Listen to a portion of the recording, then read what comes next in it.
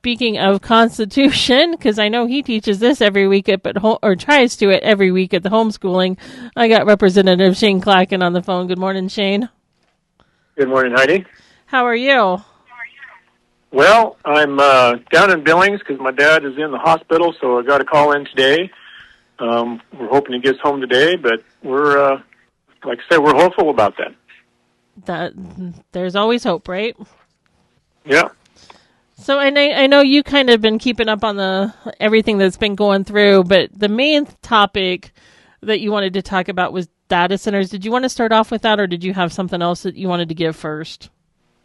No, data centers is the topic I would like to discuss today. I went to that public meeting we had at Council on Aging here a while back and, listened to the three panelists and talked to a lot of people and, have done quite a bit of study since then, both reading and talking to people. I had an interview or a time, about an hour and 10 minutes, with somebody who's actually in this field, and we discussed many things. But one of the things we talked about was, why haven't we heard from Montanans about existing data centers in our state? And the answer came back, well, it's because those data centers aren't these hyperscale data centers. Obviously, they're not AI. We have, like Parsec Data Center down in Billings. It's been there for a long time. Why haven't we heard about that?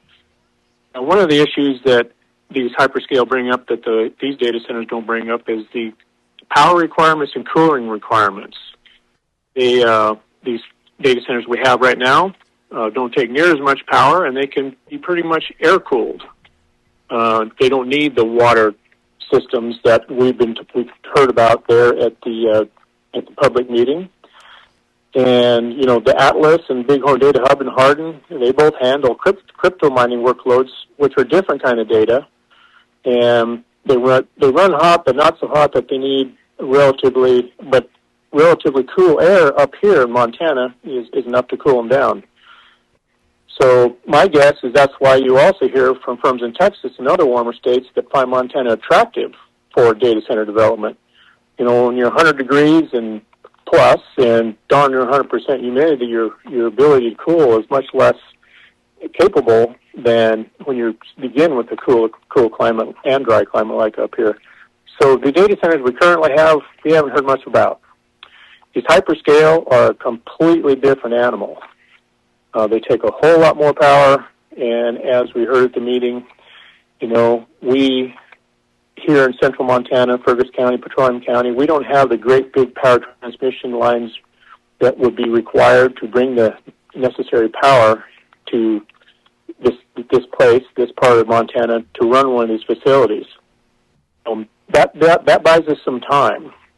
And what we need to do in the meantime is address that. Legislatively, we need to make sure we have clear protections for ratepayers in mind. The PSC, Public Service Commission, as an example, and that's their job, is to keep ratepayers' rates reasonable and low. And we need to give, sideboards to say that, when a data center is built, that it's not going to raise ratepayer rates that they pay for electricity. How you do that, require bonding, require them to build the entire system of electricity to them so the ratepayers don't have to pay for that. The issue comes in if one of these hyperscale facilities are built and they go belly up, they go bust, then who's left holding the bill? If we don't get the right protections in for ratepayers, the ratepayers have the bill. So that's why bonding may be one of the solutions for that. I think we need to have a moratorium on building these in the state of Montana until we identify all the issues that have occurred in other states and have policy in place to address those issues, anywhere from electricity to protecting the ratepayers, and also from the water use standpoint, we certainly need to protect our environment. We may need to, we need to tell them just exactly, here's our rules. If you come to Montana, here's the rules you got to apply. The electric side of this equation and also the water use side, they're technical problems that are solvable. I think we're a ways away.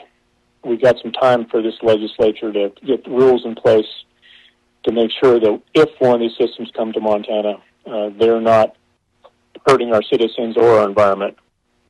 And, we could also require data centers to implement fully closed-loop systems and public report their consumption, or if we have evaporative systems, don't, limit the size of those. I mean, there's all kinds of things that can be done, and we just got to think about them first. What are the issues and how to solve them? My particular issue with hyperscale data centers more lies into the philosophical issue of AI itself, artificial intelligence. We need to put guardrails into place where humans are in the loop of oversight, where humans are in the loop of making decisions, not letting these machines make our decisions for us.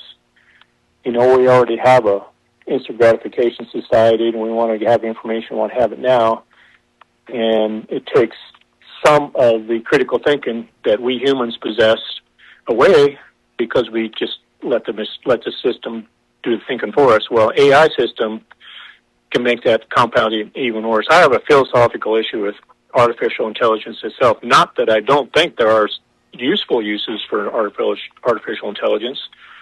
I believe there is, but we need to put protections in place to make sure there's not fraud, stolen intellectual property, make sure humans are involved in the decision-making process every step of the way, make sure we have child safety and, where parents can be involved in this. Technically right now, these large language models are capable of telling everybody my personal information right now, but they're instructed not to because of rules and guardrails we have in place. We need to make sure those are strong. This is a fast-moving field. The guy I talked to about this for an hour and 10 minutes or so sat down. He said, we wouldn't have this type of discussion a year ago. He said, it's moving so fast. We didn't know this information a year ago. And I believe that's why we need to have a moratorium on building these things in the state of Montana. If they come with our rules and not their rules, not jungle rules. They don't get to come and do what they want to do. We need to make sure that if they come, there's a set of rules by which we've already thought out the issues and have good policy laws in place that they must follow, and also have the ability to enforce and inspect to make sure those laws are being followed. So AI data center is a big issue, big topic, and I understand the sentiment of the public in this district to not want them here. And I got to tell you, I'm on board just because of the issues I just described. Well, that's true. Like you said, there needs to be some parameters, some borders, around this. But my question is, Shane, on these big hyper data centers, is there interest in Montana, or is it just with all the stuff going on that it's a possibility in Montana? Well, we have those 3 letters of intent that everybody's interested in. It's highly redacted. The interest comes from outside the state of Montana. There's a few movers or shakers in the state of Montana who want to see them coming probably for property tax base purposes, for job creation, which, during the construction of one of these sites, there's a lot of jobs available when you're building it. But the truth of the matter is, as soon as they're done built, there's very few people that are left behind with a job.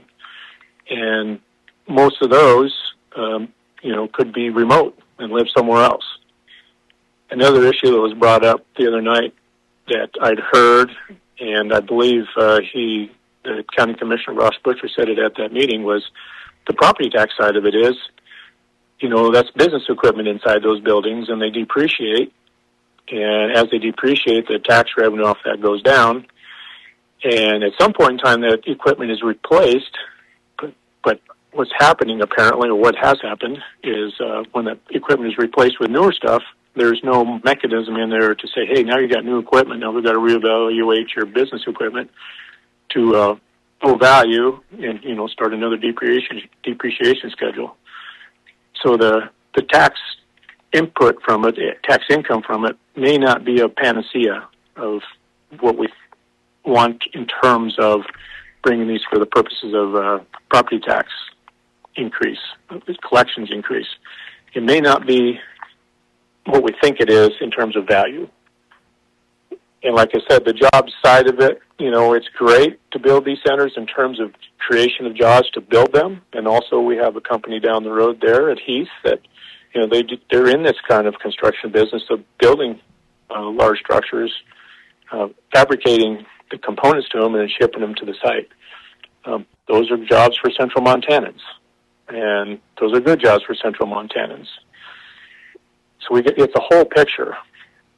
But for now, I think the picture's cloudy, so cloudy, we just better make sure we don't allow these in until we have answered all the questions and have policy in place to make sure that those things that we want to mitigate are in fact mitigated. Okay. Yeah, because like you said, it sounds like we need more information and more figure out what's going on before we have them built, so to speak. Yeah, well, these things, like that gentleman I talked to, this technology is moving so fast. And one thing I don't particularly like is the Trump administration wanting to put a moratorium on states creating AI, artificial intelligence laws at the state level, because they want the feds to drive the situation. And they're saying a 10-year moratorium. In this industry, that's a long time. I don't think we need the feds telling the states what they cannot do in relation to artificial intelligence. Article 10, the 10th Amendment of the U.S. Constitution, is states' rights. And states need to make sure that we regulate state issues, and having the federal government tell us we can't make laws, that's not going to hold water. Yeah, because like you said, it should be back to the state's decision. Yeah, it affects us locally. Yeah. And also the counties, as stated with the discussion the other night, the counties do have a lot of power to regulate locally. Also, I don't think regulate might not be the right word, but to be involved in that process of making sure that when they come, they come with our rules. Okay. Anything else on data centers, Shane? No more on data centers, no. All right. Do you got anything else you want to highlight before we sign off here? No, I think that's the most of my discussion today. It's it's a hot topic, and we need to keep on top of it. And just assuming that somebody else is going to take care of this situation is a bad assumption. The people being involved in it the way they are here locally at that meeting at the Council on Aging and continued involvement after that's a good thing. That's how these constitutional republics work. When people get involved and put skin in the game in terms of time and effort, and that's a good thing because that's where we come up with our best solutions. Okay. All right, Shane, how can they get a hold of you if they want more questions or answers on this? Yes, they can go to my website, shaneklakken.com. They can call me at 406-217-6107. And also follow me on my Facebook, X, Instagram, TikTok, and YouTube channel. All right. Anything else from you, Shane? No, that'll be it. All right. Well, you have a good day, and I will be right back after this.